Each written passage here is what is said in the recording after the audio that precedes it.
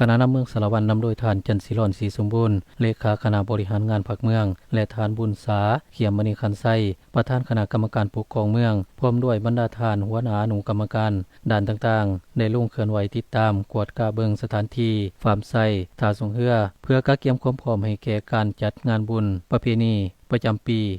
2025 ของชาวเมืองสารวันแขวงสารวันปีนี้ที่จะจัดขึ้นในระหว่างวันที่ 6 หาวันที่ 7 เดือนกันยายนนี้เพื่อให้มีผลสำเร็จทันจบงามเป็นระเบียบเรียบร้อยมีบรรยากาศคึกคืนเบิกบานมวลซื่นรักษาได้มูลเสือวัฒนธรรมกีดของประเพณีที่เคยปฏิบัติกันมาการลงเคลื่อนไหวในครั้งนี้ท่านเลขาคณะบริหารงานภาคเมืองและท่านประธานคณะกรรมการปกครองเมืองสารวันก็ได้สีนำและนินให้บรรดาอนุกรรมการด้านต่างๆจงเอาใจใส่ปฏิบัติเวียกงานตามหน้าที่และความรับผิดชอบของตนแบ่งเวียกกันอย่างละเอียดและให้มีผลสำเร็จตามแผนการที่วางไว้เพื่อรองรับให้แก่การจัดงานบุญดังกล่าวท่านสุกันสุริยวงศ์หัวหน้าอนุกรรมการสถานที่ได้รายงานให้รู้ว่าปัจจุบันอนุกรรมการของตนแม่นได้สุมใส่หลายนาเวียกเป็นต้นการอนามัยตกแต่งประดับประดาสถานที่ภายในงานจัดสรรความเป็นระเบียบเป็นต้นสถานที่วางแสดงสื่อขายผลิตภัณฑ์สินค้าของภาครัฐและเอกชนสถานที่จอดรถ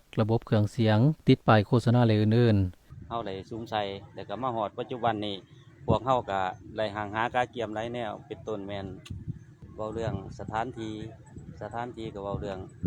สถานที่งานสวงเรือเป็นต้นเป็นสถานที่หน้าฟาร์มไส้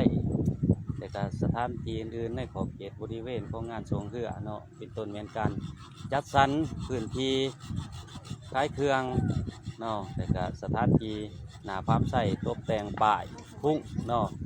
ข้าพเจ้าในนามอนุกรรมการสถานที่เนาะในนามต่างหน้าคณะพรรคการเมืองขอส่วนเชิญบรรดาท่านทุกๆท่านเนี่ยเนาะพนักงานทหารตำรวจพ่อแม่ประชาชนทุกคนในสังคมเขามาร่วมเนาะชมงานกีฬาสวงเรือเมืองสารวันปี 2025 นี้เนาะให้มีบรรยากาศคึกคืนเนาะก็อยากให้บรรดาท่านเนาะเอาใจใส่เป็นต้นแม่นการรักษาความสะอาดเนาะ